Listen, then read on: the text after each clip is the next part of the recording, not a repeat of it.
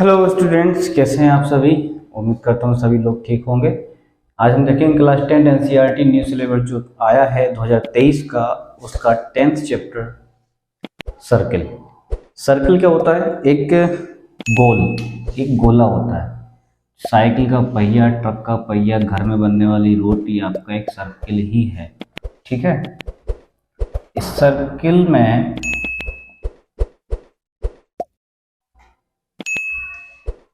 बन गया सर्किल। इस सर्किल में ये चीज़ें खास हैं। इन चीज़ों से बहुत सारी चीज़ें और बनती हैं। जैसे रेडियस की बात की जाए तो पहले तो बीच में एक सेंटर होता है। एक सेंटर क्या होता है? सेंटर, इसे केंद्र बोलते हैं। सेंटर को हिंदी में केंद्र बोलते हैं। और केंद्र से लेके यहाँ तक जो डिस्टेंस है, इसे त्रिज्या बोला जाता है। त्रिज्या मतलब रेडियस, और इसे स्मॉल आर या कैपिटल आर, ठीक है, इन दोनों से रिप्रेजेंट करते हैं, दर्शाया जाता है। फिर होता है डायमीटर, जिसे व्यास बोला जाता है। तो एक पॉइंट से लेके सेंटर पे से होकर जाने वाली जो लाइन होती है, ये यहाँ से लेके यहाँ तक, इसे बोलते हैं व्यास। इंग्लिश में इसे डायमीटर बोलते हैं। ठीक है। और दूसरा, ये इसकी जीवा कहलाती है। ये कहीं भी हो सकती है, यहाँ भी, ऐसे में भी, ऐसे में भी, लेकिन सेंटर पे से होकर अगर चली गई, अगर ये लाइन सेंटर पे से होकर चली गई तो वो व्यास कहलाएगा। और व्यास वृत्त की सबसे बड़ी जीवा कहलाती है। ठीक है। Longest chord is the diameter of a circle, और ये हमारी जीवा है। इसे इंग्लिश में कोड बोलते हैं। ठीक है। अब इसके आगे देखते हैं, एक होती है टेंजेंट। टेंजेंट मतलब स्पर्श रेखा। टेंजेंट कहाँ होती है ये देखो। टेंजेंट होती क्या है? ये आपकी टेंजेंट है। यहां से एक ऐसी लाइन, ये सीधी नहीं हो पाई, एक ऐसी लाइन जो सर्कल को टच करते हुए निकल जाए। टच कर रही है, ठीक है, सर्कल को टच करते हुए निकल जाए, वो आपकी स्पर्श रेखा। स्पर्श मतलब छू के निकल जाना, वो स्पर्श कर रही है। जैसे हर एक सर्कल, जो आपके टायर होते हैं, कोई भी वाहन होता है, उसका टायर होता है, वो टायर किसको टच करता है? नीचे जमीन को टच करता है। तो जो रोड होता है ना, वो उस टायर के लिए स्पर्श रेखा का काम करेगा। ठीक है। ये स्पर्श रेखा को इंग्लिश में टेंजेंट बोला जाता है। और ये टेंजेंट जो है वो लैटिन भाषा का शब्द है। लैटिन भाषा का शब्द है। लैटिन भाषा का शब्द है। लैटिन भाषा में इसे टेंग्री बोला जाता है। क्या बोला जाता है? टेंग्री। इस शब्द का सबसे पहला उपयोग 1583 के लगभग, 1580 के लगभग थॉमस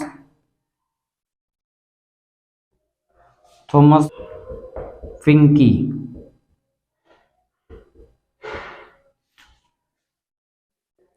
थॉमस फिंकी ने 1583 में सबसे पहले टेंग्री शब्द का उपयोग किया था इस टेंजेंट के लिए, स्पर्श रेखा के लिए। लैटिन भाषा का ये शब्द है। और थॉमस फिंकी आपको यहाँ दिख रहे होंगे, दर्शन कर लो इनके।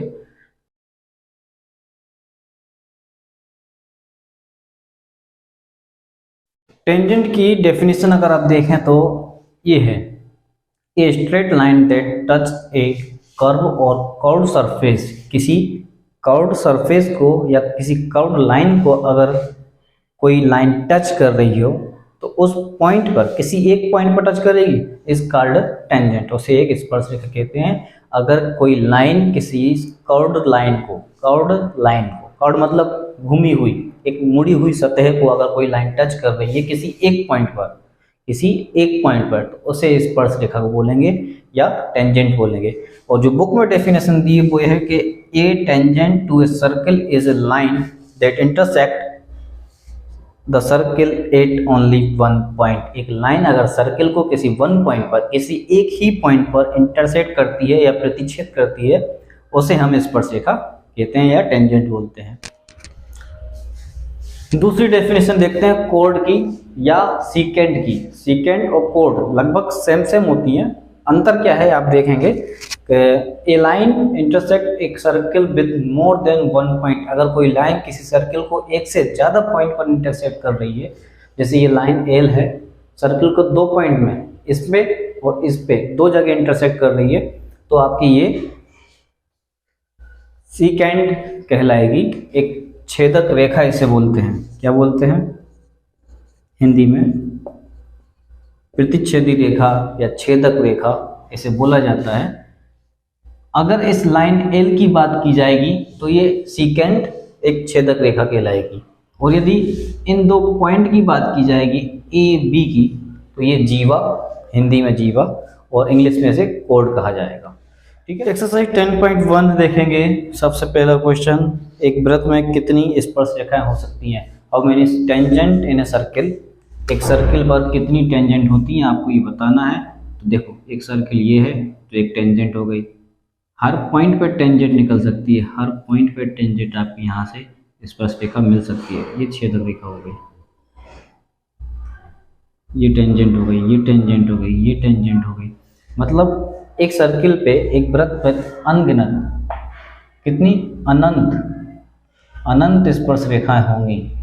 कितनी होंगी? अनंत स्पर्श रेखाएं होंगी। क्या लिखोगे? Infinitely tangent. ठीक है, tangent, infinitely tangent on a circle. Second question देखेंगे, फिलअप है ये कुछ, फिल इन द ब्लैंक्स हमें देखना है।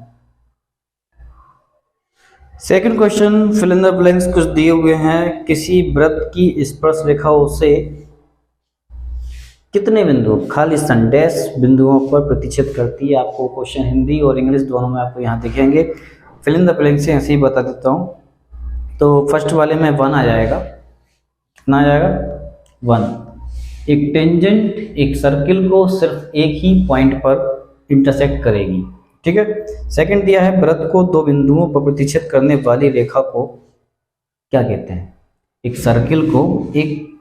सर्किल को दो बिंदुओं पर प्रतिच्छेद करने वाली, एक सर्किल को 2 पॉइंट्स पर इंटरसेक्ट करने वाली लाइन क्या होती है?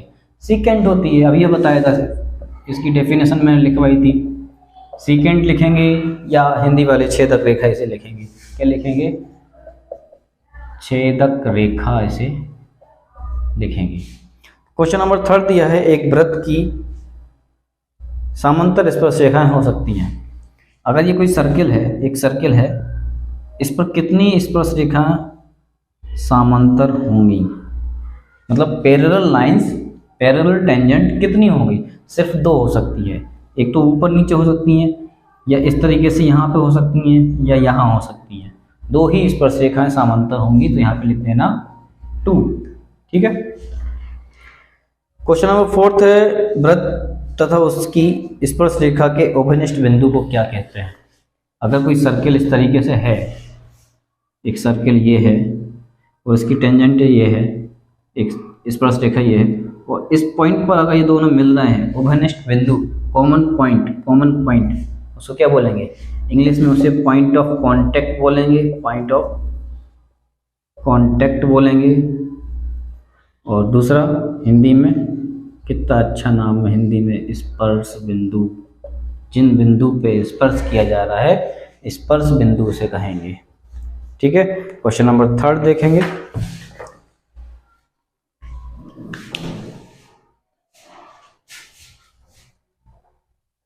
क्वेश्चन नंबर 3 दिया है, 5 सेंटीमीटर त्रिज्या वाला एक वृत्त, एक सर्किल है जिसकी रेडियस 5 सेंटीमीटर की है। ठीक है, इसकी रेडियस कितनी है? 5 सेंटीमीटर की रेडियस है, 5 सेंटीमीटर की त्रिज्या है। बिंदु P पर स्पर्श रेखा PQ, स्पर्श रेखा PQ, स्पर्श रेखा बनाओ। ये स्पर्श रेखा हो गई अपनी PQ। ठीक है। केंद्र O से जाने वाली एक रेखा जो बिंदु Q पर इस प्रकार मिलती है कि यहां से Q पर एक रेखा इस प्रकार मिलती है कि ये 12 सेंटीमीटर का है। कितने सेंटीमीटर का है? 12 सेंटीमीटर का। आपको पी क्यू की लंबाई मतलब इस टेंजेंट की लंबाई बताना है, ये कितनी होगी। ठीक है, अब हम ये देखते हैं आगे क्या है।